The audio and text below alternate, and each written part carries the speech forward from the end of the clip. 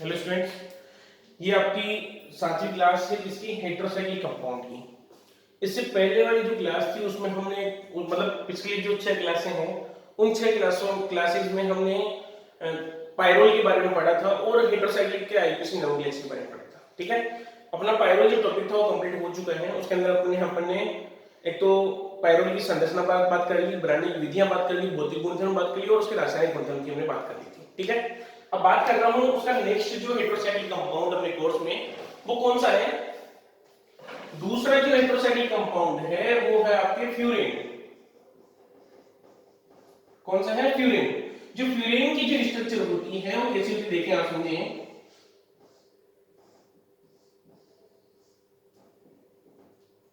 ये structure furan की है। ठीक है, ये स्ट्रक्चर किसकी है? फ्यूरिन की स्ट्रक्चर होती है। ठीक है, जो ये फ्यूरिन है इसको क्या बोलते हैं? परफ्यूरिन भी बोलते हैं इसको। इसको क्या बोलते हैं? परफ्यूरिन भी इसको दूसरा नेम बोलते हैं परफ्यूरिन। इसको ऐसे लिख दूं, इसलिए परफ्यूरिन। ठीक है, परफ्यूरिन इसका दूसरा नेम भी है। ठीक है, अब देखो ये जो परफ्यूरिन है वो कहां से मिलती है? इसको देखो, जो चावल की जो भूसी होती है, ठीक है, मतलब चावल का चारा बोल देता हूं, मैं शॉर्ट में बोलता हूं चारा। ठीक है, या वीड्स बोल दो उसको, या वीड्स मतलब खरपतवार जो अपने काम में नहीं आता है बोल सकता हूं उसको, है ना। मतलब चावल की जो वीड्स होती हैं उसमें क्या होता है, जब इसके लिए हम डाइल्यूट H2SO4 के साथ कराते हैं, चावल की भूसी की अभिक्रिया हम डाइल्यूट H2SO4 के साथ कराते हैं, उसके बाद क्या करा देंगे? उसका आसवन भी कराएंगे। ठीक है, डिस्टिलेशन भी करते हैं। तो उसके बाद आसवन कराने के बाद जो संरचना प्राप्त होती है वो कौन सी होती है? परफ्यूरिन प्राप्त होती है। आपको परफ्यूरिन स्ट्रक्चर प्राप्त होती है। ठीक है, परफ्यूरिन आपको संरचना प्राप्त हुई जो कि क्या है? एक फ्यूरिन का एल्डिहाइड होता है।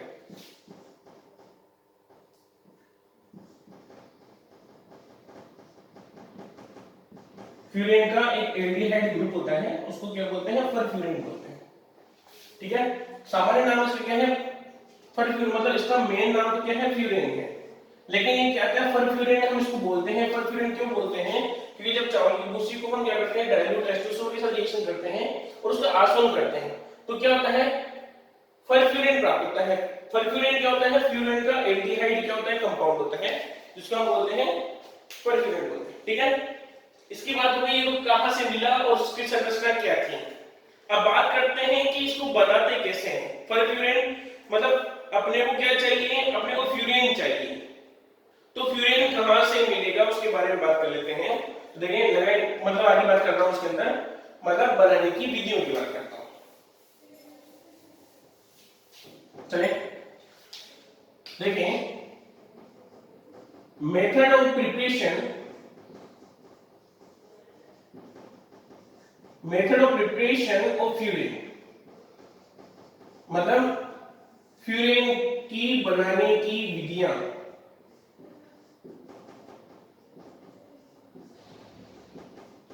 फ्यूरिन की बनाने की विधियों की बात कर रहा हूं।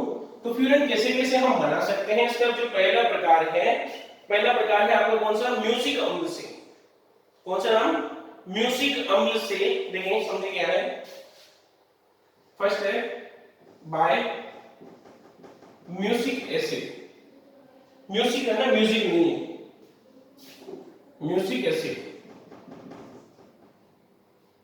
म्यूसिक एसिड मतलब म्यूसिक अम्ल के द्वारा।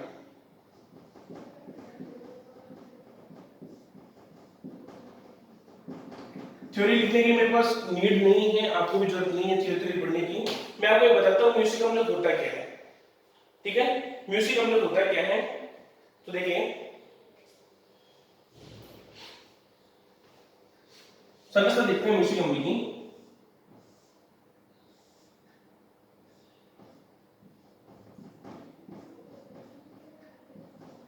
COOH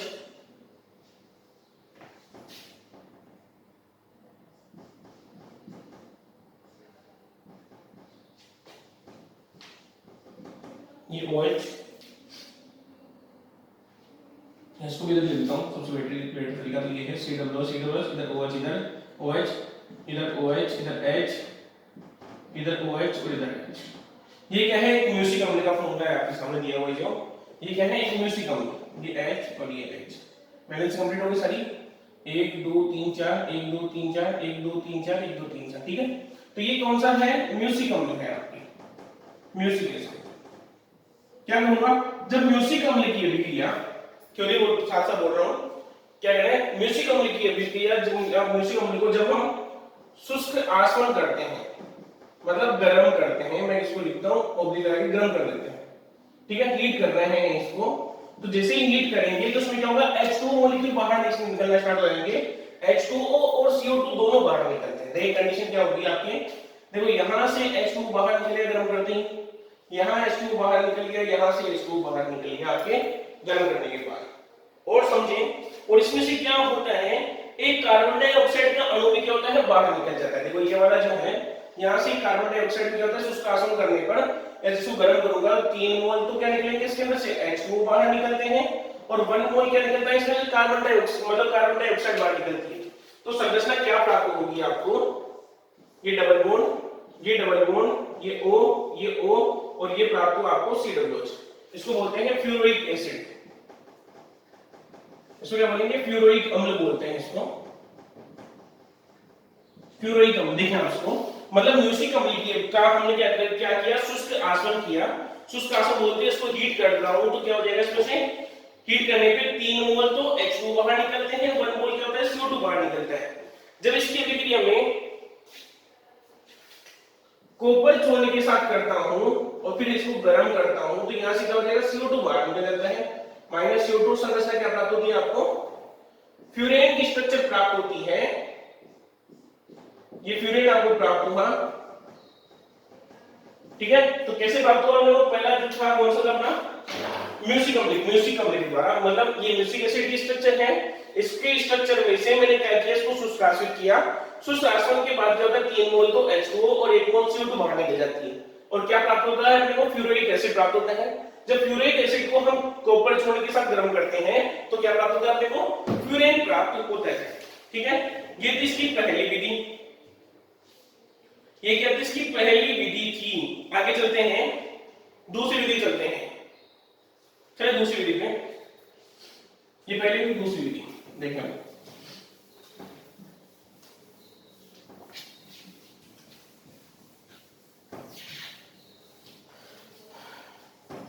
सेकंड देखिए, सेकंड क्या है आपके कोर्स में, औद्योगिक विधि है, इंडस्ट्रियल मेथड है।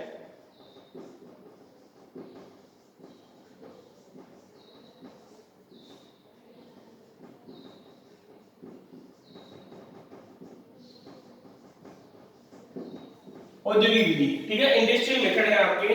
तो देखो इसमें क्या करते हैं हम एल्डोपेंटोज लेते हैं, कौन सा लेंगे, एल्डोपेंटोज हम स्ट्रक्चर लेते हैं, और उसकी हम आगे क्या करते हैं, कंपाउंड वाले रिएक्शन करते हैं, देखिए ना, समझ लेंगे एल्डोपेंटोज,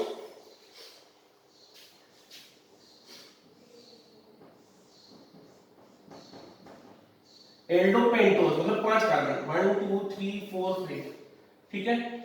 एक कार्बन तो क्या जुड़ा हुआ है, CH जुड़ा हुआ है, दूसरे कार्बन के कौन क्या जुड़ा हुआ है, OH और H, ठीक है। तीसरे पे फिर OH और H, फिर चौथे पे OH और H, और फिर पांचवें पे क्या जुड़ा होता है, पांचवें कार्बन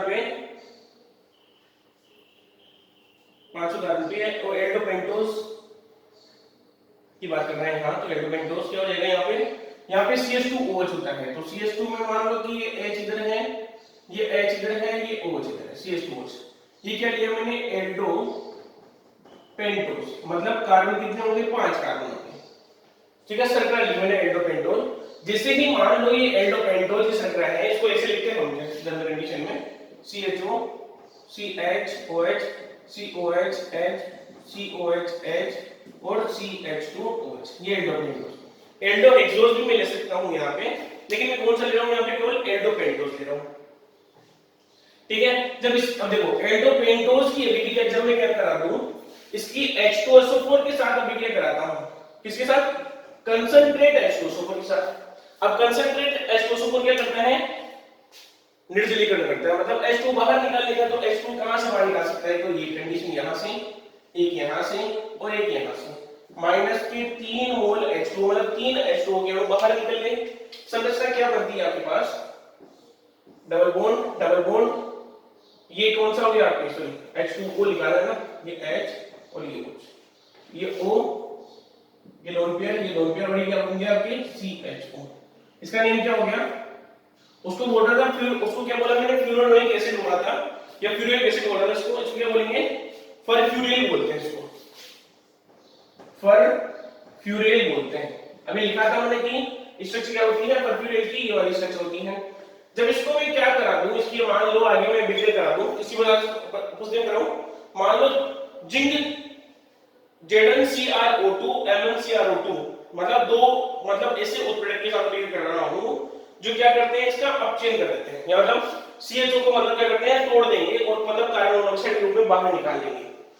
ZnCrO2 MnCrO2 के साथ मान लो इसकी बिक्रिया कराता हूं, ZnCrO2 MnCrO2 किसके साथ, प्रकाश मतलब गर्म कर रहा हूं इसको मैं हाई टेम्परेचर पर, तो यहां से क्या होगा, एक कार्बन मोनोऑक्साइड की गैस क्या होती है, यहां से बाहर निकल जाती है, क्या बाहर निकल गई, कार्बन मोनोऑक्साइड, और क्या बचता है आपके पास, फ्यूरेन की स्ट्रक्चर प्राप्त होती है।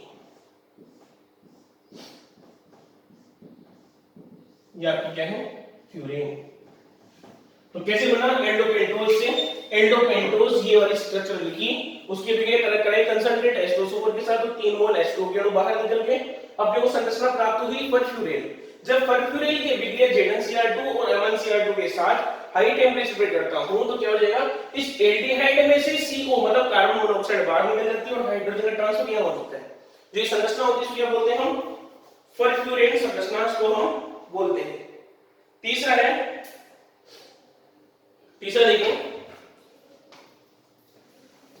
तीसरा कर लिया इसको, तीसरा अपन ने, तो देखिए इसको तीसरा मैं भी बता देता हूं। तीसरा जैसे कि मान लो भी प्राप्त हुआ था अपने को फ्यूरिक एसिड की कॉपर चूर्ण के साथ क्रिया, अभी करी थी अपन ने, पहली बार जो रिएक्शन पढ़ी थी उसमें लिखा था कि जैसे कि ये फ्यूरिक एसिड है, ये फ्यूरिक एसिड है, इसकी रिएक्शन माना कि मैंने किस साथ कराई, कॉपर चूर्ण के साथ कराता हूं, तो क्या हो जाएगा, इसमें से कार्बन डाइऑक्साइड गैस बाहर निकल जाती है और हाइड्रोजन क्या होता है, ट्रांसफर हो जाता है। तो ये कौन सा बन गया आपके, फ्यूरेन प्राप्त होता है, फ्यूरेन, और दिस इज फ्यूरिक एसिड। ठीक है, ये आपकी बनाने की तीसरी विधि थी, देख लें आपको एक बार।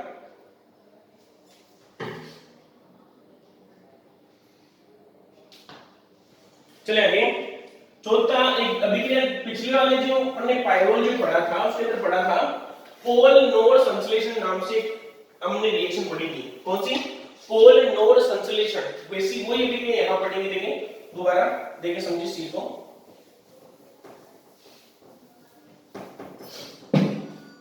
चौथा प्रकार, चौथी बनाने की विधि, चौथी कौन सी है, पोल नोड संश्लेषण।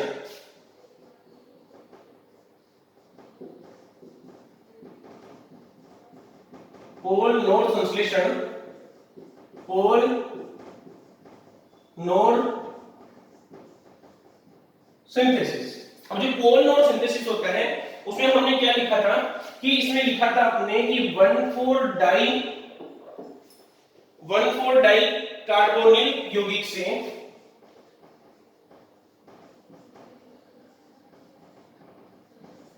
1,4 डाई कार्बोनिल कंपाउंड की अभिक्रिया द्वारा क्या करते हैं हम, फ्यूरेन व्युत्पन्न बनाते हैं। ये कौन सी क्रिया कहलाती है, पोल नोड संश्लेषण कहलाती है। तो इसकी डेफिनेशन क्या होगी कि 1,4 डाई कार्बोनिल कंपाउंड को जब गर्म करते हैं, को जब गर्म करते हैं तो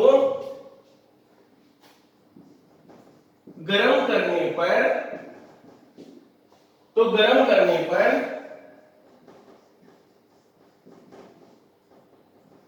निर्जलीकरण के द्वारा क्या होता है, फ्यूरेन व्युत्पन्न प्राप्त होते हैं। ठीक है, यह अभिक्रिया क्या कहलाती है? पोल नोड संश्लेषण कहलाती है।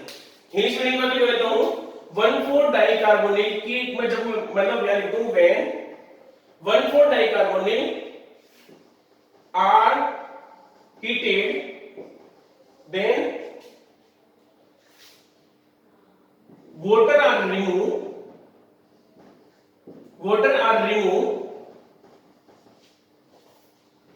then furan derivative are obtained. This reaction is known as Pohl-Nord synthesis. Okay, अब बात कर लेता हूं 1,4 डाइकीटोन की स्ट्रक्चर बना लेता हूं। देखिए मान लो ये लिया CH2, ये लिया CH2, ये लिया मैंने कीटोन लेना है ना मेरे को, तो यहां पे क्या लिया मैंने? सपोज R ले लिया, या क्या लिया? R ले लिया, और ये ले लिया मैंने कीटोन, इधर लिया C डबल बॉन्ड O और ये R। ये क्या ले लिया मैंने? 1,4 डाई कीटोन कंपाउंड ले लिया मैंने। ठीक है, 1,4 डाई कीटोन ले लिया मैंने, कोई कंपाउंड ले लिया। तो देखिए इसकी मैं क्या करूंगा? पहले तो इसको कन्वर्जन करूंगा। कन्वर्जन किसमें करूंगा? जो कीटोन है, कीटोन को मैं इनोल में कन्वर्ट करूंगा, कन्वर्ट इनोल में करूंगा। देखिए इनोल में कन्वर्जन करूंगा तो क्या हो जाएगा? ये जो हाइड्रोजन है, समझना, ये जो हाइड्रोजन है, ये हाइड्रोजन शिफ्ट होकर कहां आ जाएगा? इस ऑक्सीजन के ऊपर, और ये डबल बॉन्ड कहां शिफ्ट हो जाएगा? यहां पे। सेम कंडीशन, ये हाइड्रोजन शिफ्ट होके तो इस ऑक्सीजन पे आ जाएगा, और ये डबल बॉन्ड शिफ्ट होकर कहां चला जाएगा? सिंगल बॉन्ड पे ट्रांसफर होता है। तो इसकी इनोल बनाता हूं, संरचना क्या बनेगी? CH double bond C bond OH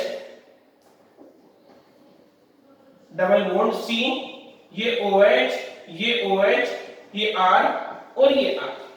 ठीक है, ये इसकी कौन सी होगी? Enol structure. इनोल क्यों बोलते हैं वापस बता दूं, यदि कोई भी OH समूह sp2 हाइब्रिडाइज्ड कार्बन से अटैच होता है तो उसे क्या बोलते हैं? हम इनोल बोलते हैं। ठीक है, अब यहां से क्या होगा? जैसे कि मैं इसकी रिएक्शन कराऊंगा, किससे करूंगा? इस इनोल की रिएक्शन कराऊंगा, कोई भी निर्जलीकरण करने वाला उत्प्रेरक जैसे कि P2O5 के साथ गर्म करता हूं तो क्या हो जाएगा? यहां पे जैसे इसको गर्म करूंगा तो यहां से एक H2O का अणु बाहर निकल जाएगा, और संरचना आपको क्या प्राप्त होगी? एक फ्यूरेन का जो व्युत्पन्न होता है वो संरचना प्राप्त होती है। देखिए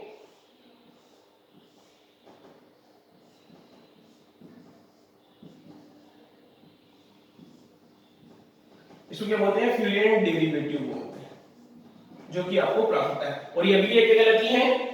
पोल नोड संश्लेषण कहलाती है। वापस एक्सप्लेनेशन करता हूं कि मान लो ऐसा कोई भी कंपाउंड्स में 1,4 डाइकीटोन प्रेजेंट हो, वो क्या करेंगे? किसके रिएक्शन करेंगे? मतलब पहले क्या करेंगे? उसका इनोल में कन्वर्जन करेंगे, और जो इनोल संरचना आती है उसको हम P2O5 उत्प्रेरक की उपस्थिति में गर्म करते हैं, तो उससे क्या होता है? निर्जलीकरण होता है, और निर्जलीकरण होने के बाद क्या बनता है? फ्यूरेन डेरिवेटिव प्राप्त होता है। इस अभिक्रिया को हम क्या बोलते हैं?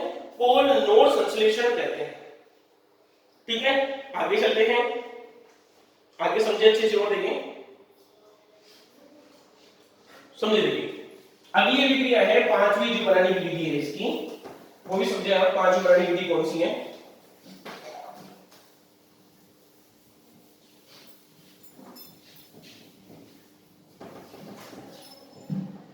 पांचवी बनाने की विधि देखें, इसका नाम क्या है? फिस्ट बेनरी संश्लेषण। फिस्ट बेनरी संश्लेषण। ठीक है, फिस्ट बेनरी संश्लेषण। इंग्लिश में देखो तो क्या होगा? इसका फिस्ट, ठीक है, उसके बाद बेनरी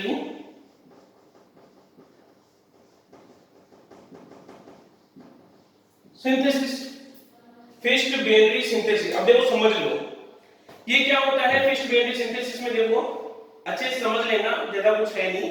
नॉर्मल जो अपन ने पहले पढ़ी थी, अपन ने पहले रिएक्शन पढ़ी थी, कौन सी पढ़ी? देखो मैं एक बार इसको एक्सप्लेन बताऊं कौन सी थी आपकी। देखो रिएक्शन वाली फिस्ट बेनरी संश्लेषण थी आपकी, एक पढ़ी थी अपन ने क्या नाम से? हेन्स संश्लेषण नाम से। सेम वैसी अभिक्रिया ये वाली है जो हेन्स संश्लेषण हमने पढ़ा था, वहां पे सेम रिएक्शन वैसी ही कौन सी है? फिस्ट बेनरी संश्लेषण होती है। देखिए इसमें होता क्या है, देखो एल्फा क्लोरोएसीटोन की अभिक्रिया, एल्फा क्लोरोएसीटोन की अभिक्रिया हम कराते हैं किसके साथ? एथिल एसीटो एसीटेट के साथ। एथिल एसीटो एसीटेट के साथ अभिक्रिया कराते हैं, मतलब गर्म करते हैं, अभिक्रिया कराते हैं, तो क्या हो जाएगा? स्ट्रक्चर मध्यवर्ती एक संरचना प्राप्त होती है। ठीक है, उस मध्यवर्ती संरचना जो प्राप्त होती है, मतलब यहां से इसकी भी लगाएंगे तो यहां से क्या एक HCl बाहर निकल जाएगा, माइनस HCl बाहर निकल जाएगा, और एक इंटरमीडिएट स्ट्रक्चर प्राप्त होती है। जब इसको हम गर्म करते हैं तो क्या प्राप्त होता है? अपने को फ्यूरेन प्राप्त होता है। ठीक है, फ्यूरेन प्राप्त होता है, या फ्यूरेन व्युत्पन्न बोल दो, ज्यादा बेटर है। फ्यूरेन डेरिवेटिव प्राप्त होता है, और इस रिएक्शन में क्या बोलते हैं? फिस्ट बेंडी संश्लेषण बोलते हैं। देखें अब अच्छे से समझ लेना, एल्फा क्लोरो एसीटोन क्या होता है। देखिए जैसे कि मान लो ये है CH2, ये Cl, ये C डबल बॉन्ड O और ये CH3। इस संरचना को हम क्या बोलते हैं? Acetone. CH3 C double bond O और CH3, इसका एक डेरिवेटिव ले लिया मैंने एल्फा क्लोरो, मतलब एल्फा हाइड्रोजन के द्वारा, मतलब एल्फा हाइड्रोजन के स्थान पर हमने एक क्लोरीन डाला, इसलिए क्या लिख दिया इसको? Alpha chloro acetone. तो ये क्या हो गया इसका? एल्फा क्लोरो एसीटोन इसका नाम हो गया। इसकी अभिक्रिया में किससे बनाऊंगा? एथिल एसीटो एसीटेट के साथ। क्या बने? CH2 C double bond O और C2H5, एथिल एसीटो एसीटेट के साथ बनाऊंगा C डबल बॉन्ड O और CH3। ये क्या है? आपके एथिल, शॉर्ट लिख दो इसको EAA, एथिल एसीटो एसीटेट। ठीक है, जब इसके साथ में अभिक्रिया कराता हूं तो क्या हो जाएगा? देखिए समझिए इस जगह, जैसे इसकी अभिक्रिया होगी तो यहां से Cl इस हाइड्रोजन को लेके बाहर निकल जाएगा, मतलब माइनस का HCl, ये वाली कंडीशन, और एक मध्यवर्ती संरचना प्राप्त होती है CH2 CH C double bond O C2H5, C double bond O C double bond O CH3 और ये CH3, मतलब मध्यवर्ती संरचना प्राप्त होती है। अब इसको मैं आगे डेरिवेट करता हूं, किसमें कन्वर्ट करूंगा? इसको मैं इनोल में कन्वर्ट करूंगा। ये कीटोन है तो इनोल में कन्वर्ट करूंगा तो क्या हो जाएगा? वापस एक्सप्लेनेशन, ये हाइड्रोजन शिफ्ट होगी तो इस ऑप्शन पे आ जाएगा, और ये डबल बॉन्ड इस वाले स्टेज पे चले जाएगा। सेम कंडीशन, ये हाइड्रोजन शिफ्ट होगी तो ऑप्शन पे आ जाएगा, ठीक है, और ये ऑक्सीजन शिफ्ट होगी तो सिंगल बॉन्ड पे ट्रांसफर हो जाएगा। तो इसकी इनोल जो स्ट्रक्चर आती है क्या आएगी? CH डबल बॉन्ड CCH3, ये OH, ये C, ये C, ये C double bond O C2H5, ये OH या HO लिख दो इसको मैं HO, ये CH3 और ये डबल बॉन्ड। ये आपकी कौन सी स्टेज आ गई? इनोल की स्ट्रक्चर आ गई। अब मैं इसको मान लो कैसे भी गर्म कर दूं, इसको मैं हीट कर देता हूं, तो इसको जैसे ही गर्म करूंगा तो गर्म करते क्या हो जाएगा? यहां से एक H2 बाहर निकल जाएगा, तो H2 बाहर निकलते ही सबसे क्या बन गया? CH डबल बॉन्ड C, ये CH3, ये O, ये C डबल बॉन्ड, ये C double bond O C2H5, ये क्या आ गया आपके पास? फ्यूरेन डेरिवेटिव आ गया। ये जो फ्यूरेन डेरिवेटिव है ये क्या हो गया? फ्यूरेन की स्ट्रक्चर बन गई। तो ये कौन सी आपकी पांच विधि थी? फिस्ट बेंड्री संश्लेषण।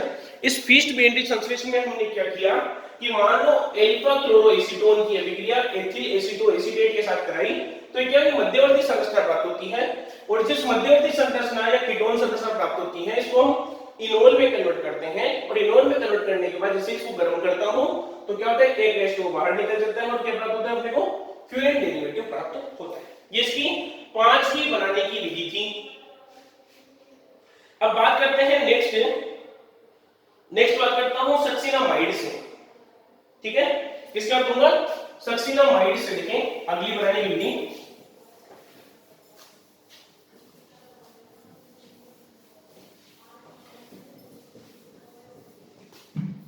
देखिए छठी,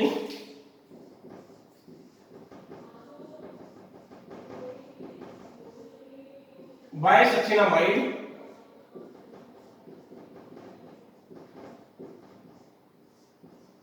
सक्सिनामाइड के द्वारा। अब देखो सक्सिनामाइड की स्ट्रक्चर क्या होती है? सक्सिनिक अम्ल जिससे होता है, तो मैंने बताई थी ट्रिक लास्ट ईयर, ऑन्स गैप वाली। यदि दो कार्बोक्सिलिक अम्लों के बीच में जीरो कार्बन आता है तो ऑक्सैलिक, एक आता है तो मेलोनिक, दो आता है तो सक्सिनिक एसिड होता है। तो मैं बात करता हूं दो कार्बन वाली एल्डिहाइड बनाता हूं, तो ये CH2, ये CH2, ये COOH, सॉरी यहां एल्डिहाइड देंगे ना अपन, ये CHO और ये CHO, तो ये क्या हो गया आपका सक्सिनामाइड हो गया। इस सक्सिनामाइड में क्या आ रहा है आपके कार्बोनिल ग्रुप आ रहा है, तो इस कार्बोनिल ग्रुप में इसको मैं ऐसे लिख दूं, इसको स्ट्रक्चर को C double bond OH, C double bond O और H। अब इसको मैं किस में कन्वर्ट कर दूं, इनोल में कन्वर्ट कर देता हूं इसको। तो इनोल में क्या हो जाएगा, वापस एक्सप्लेनेशन, ये हाइड्रोजन तो शिफ्ट होके इस ऑक्सीजन पे आ जाएगा, ये डबल बॉन्ड शिफ्ट होके सिंगल बॉन्ड पे ट्रांसफर हो जाएगा। सेम कंडीशन के हाइड्रोजन शिफ्ट होके तो इस ऑक्सीजन पे और ये डबल बॉन्ड शिफ्ट होके सिंगल बॉन्ड पे। करते हैं कन्वर्जन, तो क्या बनेगी CH CH डबल बॉन्ड, उसके बाद C, ये H, ये OH, ये C HOH। जब इसको मैं गरम करता हूं, गरम किसके उपस्थिति में करूंगा, P2O5 ग्रुप की उपस्थिति में, P2O5 ग्रुप की उपस्थिति में जैसे इसको गरम करूंगा तो क्या हो जाएगा, एक H2O का अणु बाहर निकल जाएगा, तो -H2O कहां से निकलेगा, ये यहां से। तो क्या बन जाएगी संरचना, आपके पास फ्यूरिन प्राप्त होती है, CH double bond CH, sorry C double bond C, ये H, ये O, ये डबल बॉन्ड, ये C, ये O और ये H। ये क्या प्राप्त हुई आपको, फ्यूरिन स्ट्रक्चर प्राप्त होती है। ये कौन सी थी बनाने विधि, छठी विधि थी, सक्सिनामाइड के द्वारा बनाने की विधि। ठीक है, ये मेन जो आपके बनाने की विधियां हैं वो लगभग पूरी हो चुकी हैं।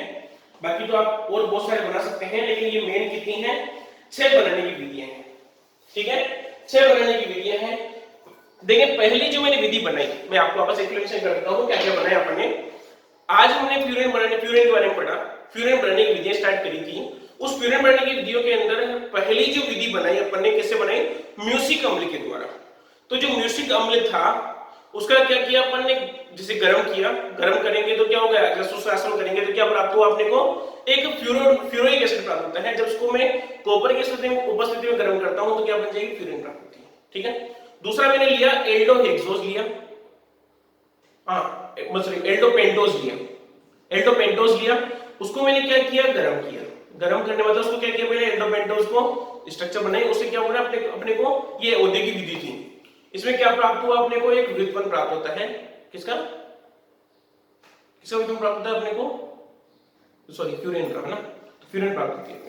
तीसरी विधि पढ़ी अपन ने, कौन से, देखो जैसे कि फ्यूरोइक एसिड होता है, उससे कॉपर की उपस्थिति में गर्म करते हैं तो क्या प्राप्त होती है, उस स्ट्रक्चर अपने को फ्यूरिन प्राप्त होती है, जो अपन ने पहले ही पढ़ी थी। इसके बाद जो अपने था, कौन सा टॉपिक था आपके, पोल नोड संश्लेषण। उसमें क्या किया अपन ने, 1,4 डाइकीटोन लिया, कीटोन को इनोन में कन्वर्ट किया और उसके बाद अपने क्या प्राप्त हुआ, अपने को फ्यूरिन का व्युत्पन्न प्राप्त होता है। उसको क्या बोलते हैं, पोल नोड संश्लेषण बोलते हैं। उसके बाद एक नया साइंटिस्ट था, कौन सा था, देखो अपने फीस्ट बेनरी संश्लेषण। इसमें क्या किया अपन ने, एल्फा क्लोरो एसीटोन की अभिक्रिया जब हम एथिल एसिटो एसीटेट के साथ कराते हैं तो इसमें भी क्या प्राप्त होता है अपने को, पहले वो जुड़ेंगे, फिर बाद में मध्यवर्ती अवस्था एल्डिहाइड प्राप्त होगी, वो कार्बोनिल कीटोन वाली स्ट्रक्चर, फिर उसके बाद हम उसका क्या करेंगे, कन्वर्जन करेंगे। ठीक है, कन्वर्जन कर रहे हैं, किसके अंदर करेंगे हम कन्वर्जन, उसका इनोल में कन्वर्ट करते हैं, फिर बाद में उसका व्युत्पन्न प्राप्त होता है। तो ये कौन सी थी, फीस्ट बेनरी संश्लेषण था। छठा जो था आपका सक्सिनामाइड के द्वारा, सक्सिनामाइड में क्या किया अपन ने, इसको इनोल में कन्वर्ट किया, फिर गर्म किया तो फ्यूरिन प्राप्त अपने को हो गई थी। तो ये सब इसकी बनाने की विधियां खत्म हो चुकी है आपके। ठीक है, इसकी बनाने की विधियां थी, मेन जो आपकी थी वो सारी अपन ने कंप्लीट कर ली है। ओके, अब बात करते हैं इसकी आगे संरचना एवं एरोमेटिक की बात कर लेता हूं मैं। पहले आगे ये इसमें क्या है ना, भौतिक गुणधर्म नहीं दिए हुए। ठीक है, तो अपन बात किसी करेंगे, संरचना एवं एरोमेटिकता की बात करेंगे। देखिए संरचना एवं एरोमेटिकता, स्ट्रक्चर एंड एरोमेटिसिटी।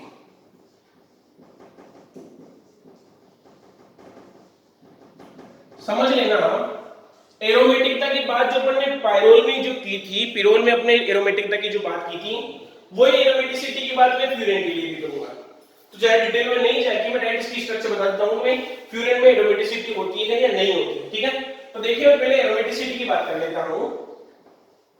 एरोमेटिसिटी, इसका मैंने बताया था इसके पियोनल स्ट्रक्चर में इसके 4 नियम है। कोई भी एरोमेटिसिटी का आइडेंटिफिकेशन करने के लिए कितने रूल हैं? 4 रूल। पहला क्या होना चाहिए? यौगिक जो कंपाउंड जो है अपने पास, जो भी मान लो कि कंपाउंड या यौगिक है, वो क्या होना चाहिए? चक्रीय होना चाहिए, मतलब साइक्लिक होना चाहिए। दूसरा क्या पढ़ा अपन ने कि जितने भी एटम्स हैं वो कौन से होने चाहिए? sp2 हाइब्रिडाइज्ड होने चाहिए या sp2 संकरित होने चाहिए, sp2 हाइब्रिडाइज्ड होने चाहिए। तीसरा रूल क्या पढ़ा अपन ने कि ओड नंबर में इलेक्ट्रॉन प्रेजेंट होने चाहिए। ठीक है, इलेक्ट्रॉन प्रेजेंट होने चाहिए, मतलब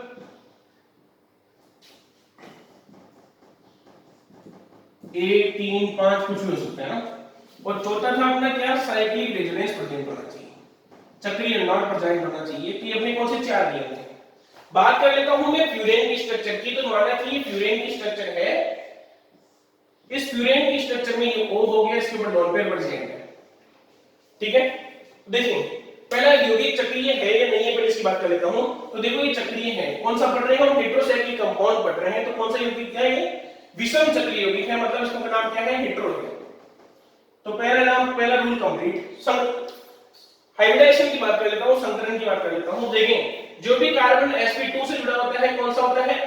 उस जो भी डबल बॉन्ड से जुड़ा होता है कौन सा होता है? sp2। ये भी डबल बॉन्ड जुड़ा हुआ है, sp2 संकरित, ये भी sp2, ये भी sp2। ठीक है, और मैंने रूल बताया था कि जो लोन पेयर जो होते हैं उनकी कौन से शो करते हैं? हाइब्रिडाइजेशन sp3 शो करते हैं। लेकिन यदि लोन पेयर रेजोनेंस में पार्टिसिपेट करते हैं, तो डबल सिंगल लोन का रेजोनेंस हो रहा है, तो इसमें क्या लिखूंगा मैं? sp2 संकरण लिखता हूं। तो दूसरा रूल भी क्या हो गया? अभी पास हो गया। देखिए ओड नंबर में इलेक्ट्रॉन चाहिए अपने को। ठीक है, विषम संख्या में चाहिए। देखो इस चीज को समझ लेना अच्छे से, देखो अच्छे समझना, ओड नंबर में इलेक्ट्रॉन चाहिए। तो देखो एक डबल बॉन्ड का 1 पाई, दूसरे डबल बॉन्ड का 1 पाई। मैंने एक रूल और बताया था कि मान लो कोई भी लोन पेयर यदि या नेगेटिव चार्ज रेजोनेंस में पार्टिसिपेट करता है तो 1 पाई इसका भी काउंट करते हैं।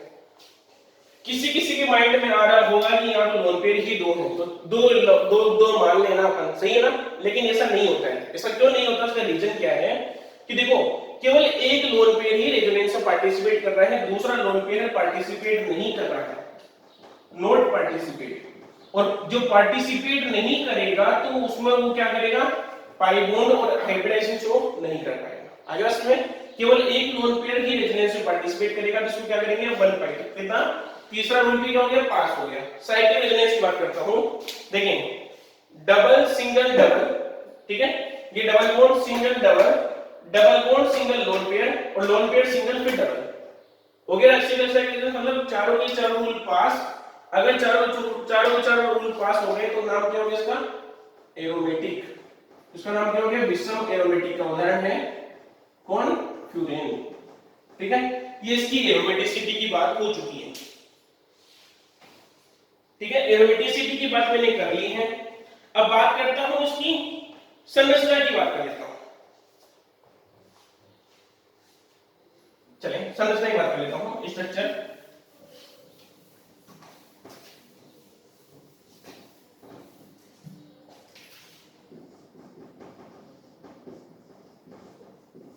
ठीक है, स्ट्रक्चर की बात करता हूं, संरचना। तो देखिए सबसे अच्छी बात स्ट्रक्चर के बारे में बात करेंगे तो देखो संकरण कौन सा होता है, हाइब्रिडाइजेशन कौन सा है इसके अंदर। हाइब्रिडाइजेशन है इस पूरे संकुल, इसके अंदर sp2 है, तो इसकी ज्योमेट्री कैसी हो जाएगी? ज्यामिति, इसकी ज्यामिति हो गई समतलीय, इसको बोल दिया हमने प्लेनर, या इसका दूसरा नेम और होता है ट्राइगोनल प्लेनर, त्रिकोणीय समतल की बात करता हूं।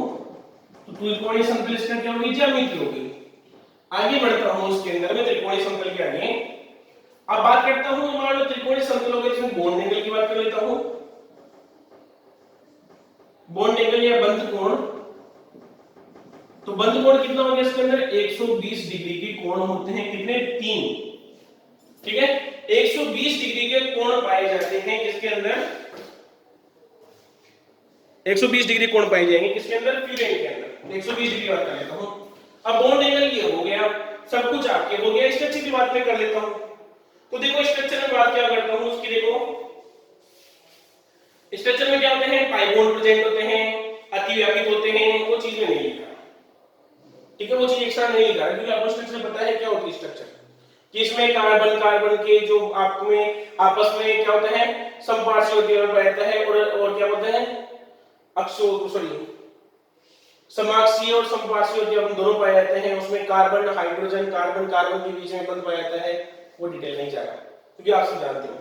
बात करता हूं ओनली स्ट्रक्चर की बात कर लेता हूं। तो देखिए इसकी स्ट्रक्चर कैसी होती है, जैसे कि मान लो ये है,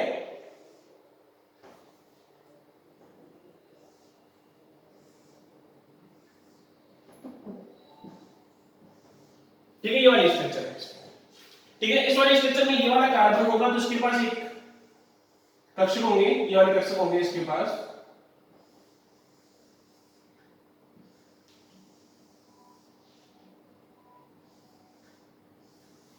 इसमें लोन पेयर, इसमें लोन पेयर, ठीक है।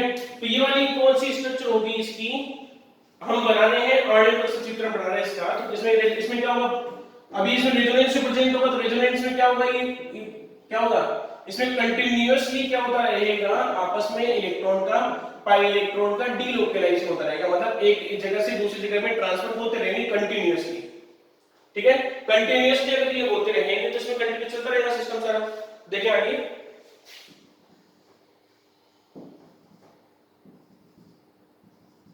ये इसके अंदर इसकी क्या बन गई, स्ट्रक्चर बन गई इसकी, किसकी, फ्यूरेन की। मैं एक बात कर लेता हूं,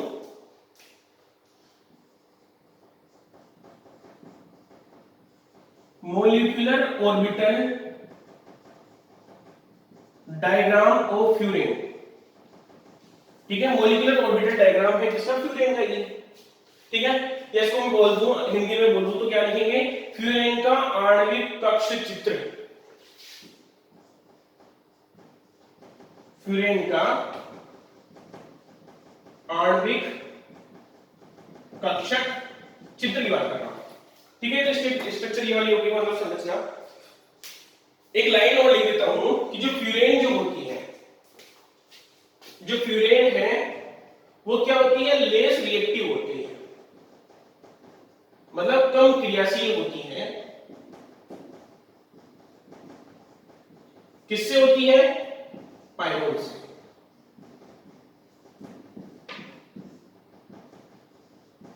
फ्रॉम मतलब फ्यूरेन जो है, फ्यूरेन जो है वो लेस रिएक्टिव होती है, किससे, पाइरोल से होती है। आप उसको भी मेंशन कर लेना, कहीं भी आपको जहां दिखे जगह मिले वहां इसको मेंशन कर देना आप इस चीज को, ठीक है। कि इसकी क्या है, स्ट्रक्चर की बात कर ली मैंने, इसकी स्ट्रक्चर कैसी होती है, ठीक है। ये आपके इसमें लगभग कंप्लीट हो चुका है सारा, ठीक है, लगभग सारा कंप्लीट हो चुका है। एक से अंदर थोड़ी सी और बात कर लेता हूं मैं, अनुनादी संरचना की और बात कर लेता हूं। तो इसकी अनुनादी संरचना भी आप देख लेंगे, इसकी अनुनादी संरचना कैसी होती है। सेम जैसी अनुनादी संरचना अपन ने पिरोल की पढ़ी थी, उसी प्रकार की सेम स्ट्रक्चर किसी में मिलेगी आपको, फ्यूरेन की मिलेगी। लेकिन इसकी मैं वो भी बात कर लेता हूं।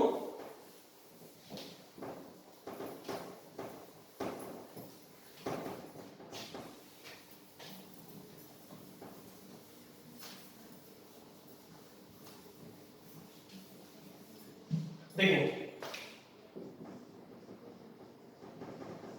रेजोनेटिंग स्ट्रक्चर ऑफ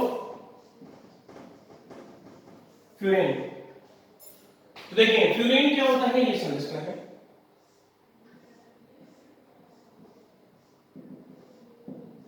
ठीक है। फ्यूरेन की वाली संरचना है। तो इस संरचना कहां से करेंगे, मैंने हमेशा बताया है कि जो स्ट्रक्चर जो होती है या जो भी मान लो रेजोनेटिंग स्ट्रक्चर बनानी होती है, वो कहां से होती है, स्टार्ट हमेशा लोन पेयर से स्टार्ट होती है। तो माना कि ये जो लोन पेयर है इसमें पॉजिटिव भी अवेलेबल है और नेगेटिव भी अवेलेबल है, तो यहां से नेगेटिव वाला डबल बॉन्ड की साइड शिफ्ट होता है, तो क्या हो जाएगा, इसने दिया तो ये पॉजिटिव, इसने लिया तो ये नेगेटिव। ये पॉजिटिव और नेगेटिव तो बॉन्ड फॉर्मेशन कर लेते हैं और यहाँ क्या बच जाता है, नेगेटिव बच जाता है। देखिए इसकी रिजल्टिंग स्ट्रक्चर, ये नेगेटिव बच गया, यहाँ डबल बॉन्ड आ गया, सॉरी यहाँ डबल बॉन्ड था वो टूट गया और यहाँ क्या आ जाएगा स्ट्रक्चर O, ये डबल बॉन्ड O, ये पॉजिटिव और ये लोन पेयर। ठीक है ये वाला स्ट्रक्चर। अब आगे क्या होगा, ये नेगेटिव कहां जाएगा, वापस डबल बॉन्ड की साइड जाएगा। तो इसने इसको दिया इलेक्ट्रॉन, तो ये पॉजिटिव कौन सा है, नेगेटिव। ये जो पॉजिटिव और नेगेटिव है ये क्या कर लेंगे, बॉन्ड फॉर्मेशन कर लेते हैं। तो इसकी स्ट्रक्चर क्या जाएगी नेक्स्ट वाली,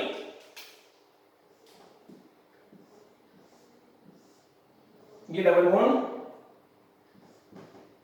ये डबल बॉन्ड, ये लोन पेयर, ये पॉजिटिव और ये यहां पे क्या आ गया, नेगेटिव चार्ज आ गया। ठीक है, अब बात करता हूं आगे, देखना वापस ये नेगेटिव कहां जाएगा, इस सिंगल बॉन्ड पे। तो ये डबल बॉन्ड कहां चला जाएगा, आगे वाले जगह शिफ्ट हो जाता है। तो जैसे यहां शिफ्ट हो जाएगा तो क्या हो जाएगा, ये बंद टूटा तो इसने क्या दिया, पॉजिटिव, इसने दिया तो नेगेटिव। तो ये पॉजिटिव नेगेटिव क्या कर लेते हैं, वापस बॉन्ड फॉर्मेशन कर लेते हैं। तो इसकी अंदर समस्या क्या बनेगी, आगे वाली,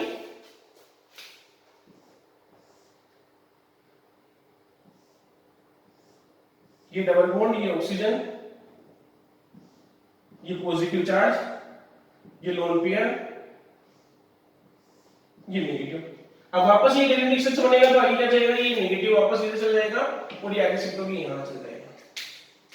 तो इसके अंदर संरचना इसने दिया तो पॉजिटिव, इसने लिया तो नेगेटिव। ये भी इसके अंदर संरचना लास्ट स्टेप आ गया ये वाला इसका।